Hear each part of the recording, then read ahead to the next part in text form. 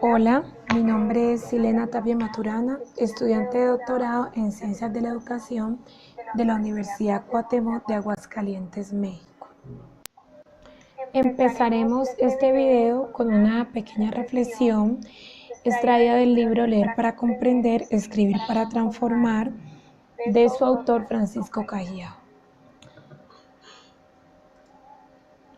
En una conferencia, un académico inicia su interlocución afirmando que hace 3 años había enseñado a leer y a escribir a un perro. Es más, que también le había enseñado a hablar inglés. Ante el asombro del público, el hombre muestra al perro al auditorio. Después de unos segundos, alguien se atreve a decir: ¿no ha dicho que el perro hablaba? Él contesta: he dicho que en los últimos 3 años le he enseñado a hablar. Nunca dije que él había aprendido. Ahora bien, la relación que encuentro entre la anécdota y el tema que explicaremos en este video, que es el tema de la educabilidad, es el hecho de que el proceso educativo está determinado por unos elementos y unas características. Elementos que están asociados esencialmente a la naturaleza del hombre. En cuanto a los elementos, hablamos de la capacidad que tiene el hombre de influir y de ser influenciado, y en cuanto a las características, hablamos de 3 principalmente, que son la corporalidad, la espiritualidad y el uso compartido de un lenguaje. En la anécdota observamos que estas características y estos elementos no aplican para un proceso educativo con un organismo de otra especie, en cuanto éste no posee ni está cargado de las características propias y elementos que tenemos los seres humanos. En este sentido, la educabilidad, y desde el punto de vista filosófico, se entiende como la posibilidad de transformarse. Al hablar de transformarse nos referimos al ser humano. Transformarse en términos de ser capaces de superar sus instintos y sus reflejos con los que nace, y además de perfeccionarse y autorrealizarse. La educabilidad nace de la naturaleza del hombre al perfeccionamiento y a ser lo que es. La realización personal lo lleva a la atención hacia la actualización. Para Zubiri, en 1944, el hombre al existir se encuentra con la tarea fundamental de hacerse.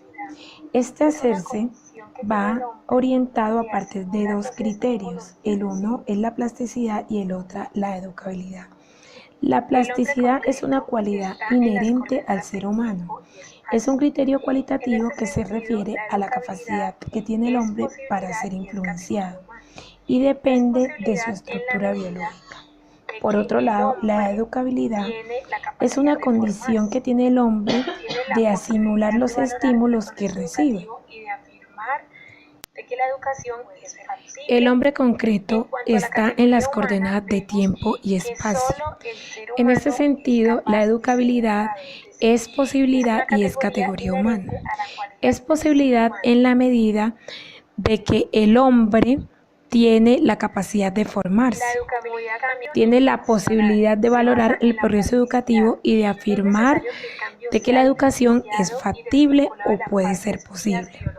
En cuanto a la categoría humana, vemos que solo el ser humano es capaz de ser educado, es decir, es una categoría inherente a la cualidad del ser humano.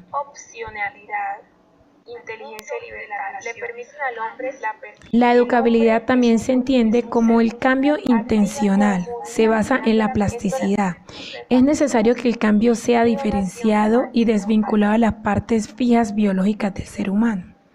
El ser humano es educable porque es capaz de comunicarse. Esta comunicación puede hacerse en términos de ámbito del saber y el ámbito de las relaciones humanas. La cualidad opcionalidad, inteligencia y libertad le permiten al hombre la apertura al mundo de las relaciones humanas. El hombre es un ser cultural activa y pasivamente. Esto le permite la comunicabilidad de la cultura en el proceso de participación y donación maestro-alumno.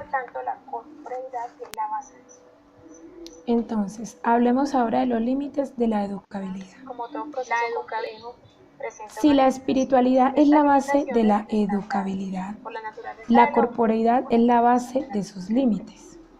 Es decir, los límites del proceso de educabilidad se encuentran en la naturaleza humana, desde los aspectos biofísicos, sociales y espirituales. Aquí es importante resaltar el asunto de la corporeidad.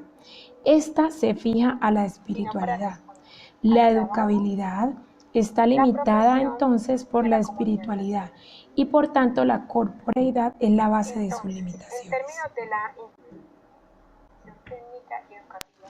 La educabilidad, como todo proceso complejo, presenta unas limitaciones. Estas limitaciones están dadas por la naturaleza del hombre y por la intervención de la técnica educativa. En cuanto a la naturaleza del hombre, Herbar establece que el niño no solo debe ser educado por el hecho de ser educado, sino para responder al trabajo, la profesión y a la comunidad nacional. Entonces, en términos de la intervención técnica y educativa, las limitaciones están determinadas por tres factores. Factores relacionados en concreto con el educando, con el educador y por las situaciones sociales. La educabilidad entonces presenta una serie de características.